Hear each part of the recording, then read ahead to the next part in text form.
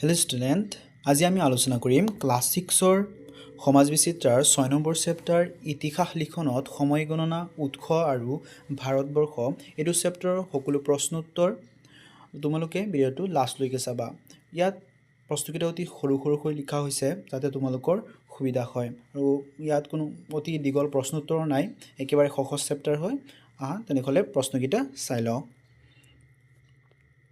ইয়াত 1 নম্বৰ প্ৰশ্ন দি আছে, তলৰ প্ৰশ্নবোৰৰ উত্তৰ দিয়া।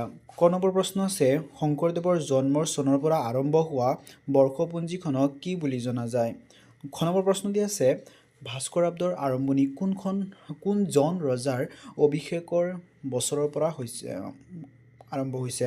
তাৰপিছত প্ৰশ্ন দি আছে, মুছলমানসকলৰ পৰম্পৰাগত বৰ্ষপঞ্জীখনৰ নাম কি? তাৰপিছত প্ৰশ্ন দি আছে, গ্ৰেগৰিয়ান বৰ্ষপঞ্জীৰ আৰম্ভণি বছৰটোৰ কোনজন বিশেষ ব্যক্তিৰ জন্মৰ পৰা গণনা কৰা হৈছে? ইয়াত তোমালোকে মন কৰিবা বৰ্ষপঞ্জী বুলি শব্দটো বাৰে বাৰে আহি আছে। ইয়াত মানে বৰ্ষপঞ্জী মানে হৈছে তোমালোকৰ কিছুমান ট্ৰেডিশ্যনেল গণনাৰ পদ্ধতি হয়, ছিষ্টেম হয়, যিটোৰ জৰিয়তে নেকি আগতে অতীতকালত বছৰ গণনা কৰা হৈছিলে। তোমালোকে কিতাপটো ভালকৈ পঢ়িবা, কিতাপত ইয়াৰ বিষয়ে অতি ভালকৈ দিয়া আছে, সেইকাৰণে কিতাপ পঢ়িব লাগে। কিতাপ পঢ়িলে তোমালোকৰ প্ৰশ্নকেইটাও ভালকৈ বুজি পাবা, লগতে চেপ্টাৰটো ভালকৈ বুজি পাবা, প্ৰশ্নকেইটা শিকাত সুবিধাও হয়। সেইকাৰণে কিতাপ পঢ়িব লাগে। তোমালোকে কিতাপ কমচে কম এবাৰ হ'লেও ৰিডিং পঢ়ি চাবা কুৱেশ্যনকেইটা কৰাৰ আগতে। তাৰপিছত প্ৰশ্ন দি আছে, এক দশক বুলিলে কি বুজা? তাৰপিছৰ প্ৰশ্নটো দি আছে, 1000 বছৰক একেলগে বুজাবলৈ কোনটো শব্দ ব্যৱহাৰ কৰা হয়? তাৰপিছত 2 নম্বৰ প্ৰশ্ন দিয়া আছে, ইতিহাস আৰু কাহিনীৰ মাজত পাৰ্থক্য কি? তাৰপিছৰ প্ৰশ্নটো দিয়া আছে, ইতিহাস লিখনৰ ক্ষেত্ৰত সবাতোকৈ গুৰুত্বপূৰ্ণ উপাদান কি? তাৰমানে কোনটো উপাদান ইতিহাস লিখাৰ ক্ষেত্ৰত অতি গুৰুত্বপূৰ্ণ হয়? তো আমি ইয়াৰ উত্তৰকেইটা চাম। 1 নম্বৰ প্ৰশ্নৰ ক নম্বৰ প্ৰশ্নটো দি আছে, শংকৰদেৱৰ জন্মৰ চনৰ পৰা আৰম্ভ হোৱা বৰ্ষপঞ্জীখনৰ কি বুলি জনা যায়? উত্তৰ হ'ব, শংকৰদেৱৰ জন্মৰ পৰা গণনা কৰা বৰ্ষপঞ্জীক শংকৰাব্দ বুলি কোৱা হয়। তাৰপিছত খ নম্বৰ প্ৰশ্ন দি আছে, ভাস্কৰাব্দৰ আৰম্ভণি কোনজন ৰজাৰ ৰাজ অভিষেকৰ বছৰৰ পৰা হৈছে? উত্তৰ হ'ব, ভাস্কৰাব্দৰ আৰম্ভণি হৈছে ৰজা ভাস্কৰ বৰ্মন ৰাজ অভিষেকৰ বছৰৰ পৰা আৰম্ভ হয়। তাৰমানে ৰজা ভাস্কৰ বৰ্মনৰ যেতিয়া ৰাজ অভিষেক হৈছিল তেতিয়াৰ পৰাই ভাস্কৰাব্দ শব্দটো আৰম্ভণি হৈছে। তাৰপিছত গ নম্বৰ প্ৰশ্ন আছে, মুছলমানসকলৰ পৰম্পৰাগত বৰ্ষপঞ্জীখনৰ নাম কি? ইয়াৰ উত্তৰ হ'ব, মুছলমানসকলে ব্যৱহাৰ কৰা পৰম্পৰাগত বৰ্ষপঞ্জীখনৰ নাম হ'ল হিজৰী বৰ্ষপঞ্জী। কি হ'ব? হিজৰী বৰ্ষপঞ্জী হৈছে মুছলমানসকলে ব্যৱহাৰ কৰা পৰম্পৰাগত বৰ্ষপঞ্জী। তাৰপিছৰ প্ৰশ্ন দি আছে, গ নম্বৰ, গ্ৰেগৰিয়ান বৰ্ষপঞ্জীৰ আৰম্ভণি বছৰটোৰ কোনজন বিশেষ ব্যক্তিৰ জন্মৰ পৰা গণনা কৰা হয়? উত্তৰ হ'ব, গ্ৰেগৰিয়ান বৰ্ষপঞ্জী যীশুখ্ৰীষ্টৰ জন্মৰ বছৰৰ পৰা আৰম্ভ কৰা হয়। কোনজন ব্যক্তিৰ জন্মৰ পৰা? তো অতি ইম্পৰ্টেণ্ট হয়, মনত ৰাখিবা, যীশুখ্ৰীষ্টৰ জন্মৰ বছৰৰ পৰা আৰম্ভ হৈছে গ্ৰেগৰিয়ান বৰ্ষপঞ্জী। তাৰপিছৰ প্ৰশ্নটো আছে ঙ নম্বৰ, এক দশক বুলিলে কি বুজা? উত্তৰ হ'ব, এক দশক মানে হ'ল 10টা বছৰৰ সময়ছোৱা। মানে 10 বছৰক একেলগে কি বুলি কোৱা হয়? এক দশক বুলি কোৱা হয়। এইটো ইম্পৰ্টেণ্ট হয়, তোমালোকে চিনি ৰাখিবা। তাৰপিছৰ প্ৰশ্নটো আছে প্ৰথম নম্বৰ, এক বছৰক একেলগে বুজাবলৈ কোনটো শব্দ ব্যৱহাৰ কৰা হয়? উত্তৰ হ'ব, এক বছৰক একেলগে বুজাবলৈ সহস্ৰাব্দ শব্দটো ব্যৱহাৰ কৰা হয়। কি ব্যৱহাৰ কৰা হয়? সহস্ৰাব্দ শব্দটো এক বছৰক ব্যৱহাৰ কৰা হয়। এক বছৰ হৈছে তোমালোকৰ কোনটো ব্যৱহাৰ কৰা হয়? সহস্ৰাব্দ। তাৰপিছৰ প্ৰশ্ন 2 নম্বৰ প্ৰশ্ন দি আছে, ইতিহাস আৰু কাহিনীৰ মাজত কি পাৰ্থক্য আছে? উত্তৰ হ'ব, ইতিহাস হৈছে তথ্য, দলিল, দস্তাবেজ, প্ৰমাণ আদিৰ ওপৰত আধাৰিত সত্য ঘটনা। ইয়াৰ পৰা তোমালোকে এইটো প্ৰশ্ন বুজিব পাৰা যে ইতিহাস কাক বোলে? এইটোতো ইম্পৰ্টেণ্ট প্ৰশ্ন হয়, ইতিহাস কাক বোলে? ভালকৈ পঢ়ি ৰাখিবা। ইতিহাস হৈছে তথ্য, দলিল, দস্তাবেজ, প্ৰমাণ ইত্যাদিৰ ওপৰত আধাৰিত সত্য ঘটনা। কাহিনী উত্তৰ হ'ব কাহিনীটো হ'ব কাল্পনিক আৰু সাহিত্যমূলক য'ত প্ৰমাণৰ প্ৰয়োজন নাথাকে ইয়াত এটা তোমালোকৰ মূল পাৰ্থক্য কি তোমালোকে অতি সৰুকৈ যদি লিখিব বিচাৰা এনেকৈ লিখিব পাৰিবা চাবা ৰবা মই পিডিএফটো অলপ সেটআপ এতিয়া ইতিহাসত কি দিয়া আছে এটো মন কৰিবা যে ইতিহাস হৈছে সত্য ঘটনা ঠিক আছে এটো হৈছে মূল তোমালোকে যদি মূল পাৰ্থক্যটো কি এটো বিচাৰা ইয়াত হ'ব ইতিহাস হৈছে সত্য ঘটনা তাৰ পিছত কাহিনী হৈছে কাল্পনিক ভিত্তিক ঘটনা যেটো নেকি আমি কল্পনা কৰো কিন্তু ইতিহাসত সত্য ঘটনা থাকে এটো হৈছে মূল ডিফাৰেন্স তোমালোকে যদি অকল এইটো শব্দ আৰু এইটো শব্দ লিখি দিয়া তোমালোকে যদি এক মাৰ্ক থাকে পাই যাবা তাৰ পিছত 3 নম্বৰ প্ৰশ্ন দিয়া আছে ইতিহাস লিখনৰ ক্ষেত্ৰত সবাতোকৈ গুৰুত্বপূৰ্ণ উপাদান কি উত্তৰ হ'ব ইতিহাস লিখনৰ ক্ষেত্ৰত সবাতোকৈ গুৰুত্বপূৰ্ণ উপাদান হৈছে ইতিহাসিক উৎস যেনে শিলালিপি দলিল মুদ্ৰা সাহিত্য আদি এই তোমালোকৰ শিলালিপি শব্দটো সাগে আগতে যদি শুনা নাই মই কৈ দিও শিলালিপি হৈছে তোমালোকৰ শিলত আগতে তো আজিৰ নিচিনা ইমান ডেভেলপ নাছিলে তেতিয়া শিলত বিভিন্ন ধৰণৰ চিত্ৰ অঙ্কন কৰা হৈছিল বা কিবা লিখিবৰ হলে শিলত লিখাৰ চেষ্টা কৰিছিল সেইবোৰ তো অতি বছৰলৈকে আছিল তো সেইবিলাক সাহিত্যিকসকলে বা ইতিহাসিকসকলে এইবোৰ ষ্টাডি কৰি তাৰ পিছত হেতু ইতিহাস লিখিছে তাৰ পৰাই তাৰ পিছৰ অনুশীলনী 2 তাৰ প্ৰশ্নকেইটা চাই লও 1 নম্বৰ প্ৰশ্ন দিয়া আছে প্ৰশ্নবোৰ উত্তৰ দিয়া 1 নম্বৰ ক নম্বৰ প্ৰশ্ন আছে ইতিহাস অধ্যয়নৰ উৎস বুলিলে কি বুজা তাৰ পিছৰ খ নম্বৰ প্ৰশ্ন দিয়া আছে ইতিহাস অধ্যয়নৰ দুবিধ উৎসৰ নাম লিখা তাৰ পিছৰ প্ৰশ্ন দিয়া আছে এপিগ্ৰাফিক্স সকলে কিহৰ বিষয়ে অধ্যয়ন কৰে তাৰ পিছৰ প্ৰশ্ন দিয়া আছে জীৱাশ্মৰ বিষয়ে অধ্যয়ন কৰা লোকসকলক কি বুলি জনা যায় তাৰ পিছৰ প্ৰশ্ন দিয়া আছে নৃতত্ত্ব বিদসকলে কোনবোৰৰ বিষয়ে অধ্যয়ন কৰে তাৰ পিছত 2 নম্বৰ প্ৰশ্ন দিয়া আছে ইতিহাসবিদসকলে উৎসসমূহৰ সত্যতা কিদৰে নিৰূপণ কৰে এটো ইম্পৰ্টেন্ট কোৱেশ্চন হয় মাক কৈ ৰাখিবা তাৰ পিছত 3 নম্বৰ প্ৰশ্ন দিয়া আছে ইতিহাস লিখনত আন বিষয়ৰ ভূমিকা বৰ্ণনা কৰা তো একেটা উত্তৰকিটা চাম আমি এতিয়া ক নম্বৰ প্ৰশ্নৰ উত্তৰ হ'ব ক নম্বৰ প্ৰশ্নটো দিয়া আছিল ইতিহাস অধ্যয়নৰ উৎস বুলিলে কি বুজা উত্তৰ হ'ব ইতিহাস অধ্যয়নৰ উৎস বুলিলে বুজা হয় সেইবোৰ সামগ্ৰী বা তথ্য যাৰ সহায়ত অতীতৰ ঘটনা জানিব পৰা যায় যাৰ সহায়ত আমি অতীতৰ ঘটনা জানিব পাৰো সেইবোৰক কি কোৱা হয় ইতিহাস উৎস বুলি কোৱা হয় আৰু সেই উৎসকেইটা হৈছে ইতিহাস অধ্যয়নৰ উৎস ঠিক আছে ইতিহাস অধ্যয়নৰ উৎস কোনকিটাক জনা যায় ইতিহাস অধ্যয়নৰ উৎস বুলি জনা যায় সেইবোৰ সামগ্ৰিক যিবোৰ সামগ্ৰী অতীতৰ ঘটনা জানিব পাৰি যিবোৰ সামগ্ৰীৰ পৰা তাৰ পিছৰ খ নম্বৰ প্ৰশ্ন দিয়া আছে ইতিহাস অধ্যয়নৰ দুবিধ উৎসৰ নাম লিখা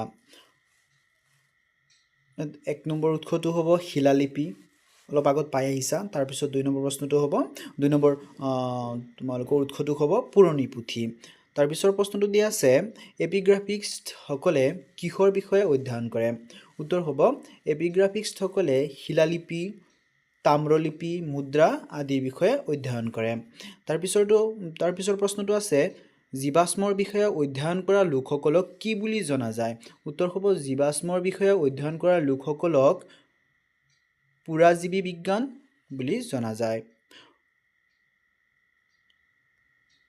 তাৰ পিছৰ প্ৰশ্ন আছে নৃতত্ত্ববিদ সকলে কোনবোৰ বিষয়ে অধ্যয়ন কৰে উত্তৰ হ'ব নৃতত্ত্ববিদ সকলে মানুহৰ জীৱনধাৰা কৃষ্টি সংস্কৃতি ধৰ্ম সামাজিক আচাৰ পৰম্পৰা আদি বিষয়ে অধ্যয়ন কৰে কি বিষয়ে অধ্যয়ন কৰে মন কৰিবা নৃতত্ত্ববিদ সকলে জীৱনধাৰা কৃষ্টি সংস্কৃতি ধৰ্ম সামাজিক আচাৰ পৰম্পৰা আদিৰ বিষয়ে অধ্যয়ন কৰে তাৰ পিছত 2 নম্বৰ প্ৰশ্নটো দিয়া আছে ইতিহাসবিদ সকলে উৎসসমূহৰ সত্যতা কিদৰে নিৰূপণ কৰে উত্তৰ হ'ব ইতিহাসবিদসকলে বিভিন্ন উৎসৰ পৰা তথ্য সংগ্ৰহ কৰি সেইবোৰৰ তুলনা কৰি কোনটো উৎস অধিক নিৰ্ভৰযোগ্য তাক বিচাৰি উলিয়াই উৎসবোৰৰ সত্যতা নিৰূপণ কৰে। তাৰপিছত ৩ নম্বৰ প্ৰশ্ন দিয়া আছে, ইতিহাস লিখনত আন বিষয়ৰ ভূমিকা বৰ্ণনা কৰা। উত্তৰ হ'ব, ইতিহাস লিখনত প্ৰত্নতন্ত্ৰ, নৃততন্ত্ৰ, পৰাজীৱ বিজ্ঞান, লিপিবিদ্যা আদি বিভিন্ন বিষয়ে সহায় কৰে। এইবোৰ পুৰণি বস্তু, জীৱাশ্ম, লিপি আদিৰ পৰা তথ্য দিয়ে। ইতিহাসৰ কোনো ঘটনাৰ বিষয়ে তথ্য দিয়ে। তাৰপিছত আছে, সেয়েহে ইতিহাস লিখনত এই বিষয়বোৰৰ ভূমিকা গুৰুত্বপূৰ্ণ। তাৰপিছত অনুশীলনী ৩ৰ প্ৰশ্নকেইটা চাই লওঁ আমি। অনুশীলনী ৩ত প্ৰশ্ন দিয়া আছে ১ নম্বৰ, তলৰ প্ৰশ্নবোৰৰ উত্তৰ দিয়া। ইয়াত ক নম্বৰ প্ৰশ্ন আছে, সপ্ত সিন্ধু বুলিলে ভাৰতৰ উপমহাদেশৰ কোনটো অঞ্চলক বুজোৱা হয়? তাৰপিছত প্ৰশ্ন দিয়া আছে, ভাৰতৰ উপমহাদেশ বুলিলে বৰ্তমান কোনটো অঞ্চলক বুজায়? তাৰপিছত প্ৰশ্ন দিয়া আছে, অশোক ভাৰতক বুজাবলৈ শিলালিপিত কোনটো শব্দ ব্যৱহাৰ কৰিছিল? তাৰপিছত প্ৰশ্ন দিয়া আছে, প্ৰাচীন গ্ৰীকসকলে ভাৰতক বুজাবলৈ কি শব্দ ব্যৱহাৰ কৰিছিল? তাৰপিছত প্ৰশ্নটো আছে, প্ৰাচীন চীনাসকলে ভাৰতক কি বুলি কৈছিল? তাৰমানে এইকেইটা প্ৰশ্ন চাবা, চব একেই আছে, খালি বেলেগ বেলেগ জেগাৰ মানুহে ভাৰতক কি বুলি কৈছিল, কি বুলি জানিছিল বা কি বুলি মাতিছিল সেইটোহে সুধিছে। তাৰপিছত প্ৰশ্নটো আছে, ভাৰতৰ কোনটো অঞ্চলক ভাৰতম বুলি কোৱা হৈছিল? তাৰপিছত ২ নম্বৰ প্ৰশ্ন দিয়া আছে, ভাৰত শব্দটো কিদৰে আহিল বৰ্ণনা কৰা। ইণ্ডিয়া নামটো উৎপত্তি বৰ্ণনা কৰা। এই দুটাৰ পৰা এটা তোমালোকৰ পৰীক্ষাত আহিয়ে থাকে, তো অতি ইম্পৰ্টেণ্ট হয়, চিন্তি থবা।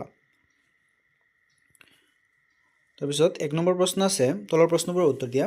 ক নম্বৰ প্ৰশ্ন আছে ইয়াত, সপ্ত সিন্ধু বুলিলে ভাৰতৰ উপমহাদেশৰ কোনটো অঞ্চলক বুজোৱা হয়? উত্তৰ হ'ব, সপ্ত সিন্ধু বুলিলে ভাৰতৰ উপমহাদেশৰ উত্তৰ পশ্চিম অঞ্চলটোক বুজোৱা হয়। কোনটো অঞ্চলক বুজোৱা হয়? ভাৰতৰ উত্তৰ পশ্চিম অঞ্চলটোক বুজোৱা হয়। তাৰপিছত খ নম্বৰ প্ৰশ্ন আছে, মহাদেশ বুলিলে বৰ্তমানৰ কোনটো অঞ্চলক বুজায়? উত্তৰ হ'ব, ভাৰতৰ উপমহাদেশ বুলিলে বৰ্তমান ভাৰত, বাংলাদেশ, পাকিস্তান, নেপাল, ভূটান, শ্ৰীলংকা আৰু মালদ্বীপক বুজায়। ইয়াত যিকোনো এটা দেশক নুবুজায়। উপমহাদেশ হৈছে বোলে, তোমালোকৰ ইয়াত চাবা কেইটামান একেলগে আছে। ভাৰতৰ উপমহাদেশ বুলিলে বৰ্তমান ভাৰত, বাংলাদেশ, পাকিস্তান, নেপাল, ভূটান, শ্ৰীলংকা আৰু মালদ্বীপবোৰক বুজায়।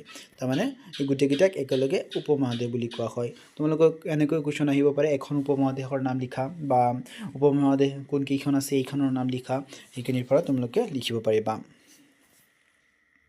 তাৰপিছত গ নম্বৰ কুৱেশ্যন আছে, অশোকে ভাৰতক বুজাবলৈ শিলালিপিত কোনটো শব্দ ব্যৱহাৰ কৰিছিল? উত্তৰ হ'ব, অশোকে ভাৰতক বুজাবলৈ শিলালিপিত জম্বুদ্বীপ বুলি শব্দ ব্যৱহাৰ কৰিছিল। এই শব্দটো জম্বুদ্বীপ শব্দটো কোনে ব্যৱহাৰ কৰিছিল? এইটো তোমালোকৰ কুৱেশ্যন হ'ব পাৰে, কোনে ব্যৱহাৰ কৰিছিল? অশোকে ব্যৱহাৰ কৰিছিল। তাৰপিছৰ প্ৰশ্ন আছে, প্ৰাচীন গ্ৰীকসকলে ভাৰতক বুজাবলৈ কি শব্দ ব্যৱহাৰ কৰিছিল? উত্তৰ হ'ব, প্ৰাচীন গ্ৰীকসকলে ভাৰতক বুজাবলৈ ইণ্ডয় বা ইণ্ডাইক শব্দ ব্যৱহাৰ কৰিছিল। ইণ্ডয় বা ইণ্ডাইক শব্দ প্ৰাচীন গ্ৰীকসকলে ব্যৱহাৰ কৰিছিল। তাৰপিছৰ প্ৰশ্ন আছে ১ নম্বৰ, প্ৰাচীন চীনাসকলে ভাৰতক কি বুলি কৈছিল? প্ৰাচীন চীনাসকলে ভাৰতক ইণ্ডো তিয়ানজু বুলি কৈছিল। তাৰপিছত প্ৰশ্ন দিয়া আছে, ভাৰতৰ কোনটো অঞ্চলক ভাৰতম বুলি কোৱা হৈছিল? উত্তৰ হ'ব, ভাৰতৰ উত্তৰ পশ্চিম অঞ্চলক ভাৰতম বা ভাৰতবৰ্ষ বুলি কোৱা হৈছিল। তাৰপিছত ২ নম্বৰ প্ৰশ্ন আছে, ভাৰত শব্দটো কিদৰে আহিল বৰ্ণনা কৰা। উত্তৰ হ'ব, প্ৰাচীন কালত ভৰত নামৰ এজন বৰ প্ৰতাপী ৰজাই ইয়াত ৰাজত্ব কৰিছিল। ভৰত ৰজাৰ নাম অনুসৰি আমাৰ দেশখনৰ নাম ভাৰতবৰ্ষ হয় বুলি বহুতে কয়। ইয়াত তোমালোকে বাছ এইটো কথা মনত ৰাখিবা যে ভৰত নামৰ ৰজা আছিলে, তেওঁ ৰাজত্ব কৰিছিলে, সেইকাৰণে আমাৰ ভাৰতবৰ্ষৰ নাম দিয়া হৈছে। বাছ এইটো নাম মনত ৰাখিবা তোমালোকে। তাৰপিছৰ প্ৰশ্ন দি আছে, ইণ্ডিয়া নামটোৰ উৎপত্তি বৰ্ণনা কৰা। উত্তৰ হ'ব, পাৰস্যৰ লোকসকলে ভাৰতক হিন্দু বা হিন্দ বুলিছিল, যি হিন্দু শব্দৰ পৰা আহিছে। গ্ৰীকসকলে এই নামটোৰ পৰাই ইণ্ডয় বা ইণ্ডাইক শব্দ সৃষ্টি কৰিছিল, কাৰণ তেওঁলোকৰ ভাষাত শ আখৰ নাছিল। ইয়াৰ পৰাই ইণ্ডিয়া নামটোৰ উৎপত্তি হৈছিল। তাৰপিছত কিছুমান অতিৰিক্ত প্ৰশ্ন উত্তৰ, এইকেইটা তোমালোকে ভালকৈ চাবা, লিখি ল'বা, কিন্তু এইকেইটা যিকেইটা তোমালোকৰ অতি ইম্পৰ্টেণ্ট হয়, এইটো চেপ্টাৰৰ পৰা বাছি বাছি উলিয়াই লিখি দিয়া হৈছে, তোমালোকে এইকেইটা লিখি ল'বা।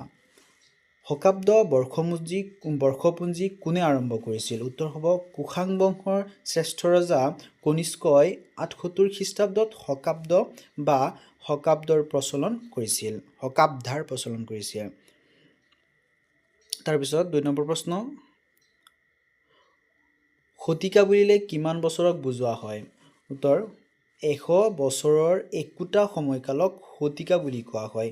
১০০ বছৰৰ একোটা সময়কালক শতিকা বুলি কোৱা হয়। তাৰপিছত ৩ নম্বৰ প্ৰশ্ন, মেগাস্তিনিছ কোন আছিল? উত্তৰ হ'ব মেগাস্তিনিছ আছিল গ্ৰীক ৰজা চেলুকাছৰ এজন ৰাষ্ট্ৰদূত, যিয়ে চন্দ্ৰগুপ্ত মৌৰ্যৰ ৰাজসভালৈ আহিছিল আৰু ইণ্ডিকা নামৰ এখন গ্ৰন্থ ৰচনা কৰিছিল। তাৰপিছৰ প্ৰশ্ন দিয়া আছে, মুদ্ৰাৰ বিষয়ে অধ্যয়ন কৰা বিজ্ঞানটোক কি বুলি কোৱা হয়? উত্তৰ হ'ব মুদ্ৰাৰ বিষয়ে অধ্যয়ন কৰা বিজ্ঞানটোক মুদ্ৰাতন্ত্ৰ বা নিউমিছমেটিক্স বুলি কোৱা হয়। ইংৰাজীত তোমালোকৰ নিউমিছমেটিক্স বুলি কোৱা হয় আৰু অসমীয়াত কোৱা হয় মুদ্ৰাতন্ত্ৰ।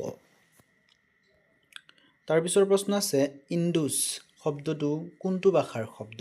উত্তৰ হ'ব ইণ্ডুছ শব্দটো এটা প্ৰাচীন গ্ৰীক শব্দ। এইখিনিতে তোমালোকৰ এইটো চেপ্টাৰৰ প্ৰশ্ন উত্তৰ শেষ হৈছে। যদি ভিডিঅ'টো ভাল লাগিছে, লাইক, কমেণ্ট, শ্বেয়াৰ এটা কৰি যাবা আৰু চেনেলটো ছাবস্ক্ৰাইব কৰি থবা। নেক্সট চেপ্টাৰৰ ভিডিঅ'ৰ লিংকটো তোমালোকে ডেছক্ৰিপশ্যনত পাই যাবা আৰু এইটো চেনেলৰ প্লেলিষ্টটো চাবলৈ নাপাহৰিবা, কিয়নো তোমালোকে সেইটো প্লেলিষ্টত প্ৰত্যেকটো চেপ্টাৰৰ ভিডিঅ'বোৰ অতি চিৰিয়েলকৈ দিয়া আছে, তাৰ পৰা তোমালোকে ভিডিঅ'বিলাক চাব পাৰিবা। ভিডিঅ'টো লাষ্টলৈ চোৱাৰ বাবে থেংক ইউ।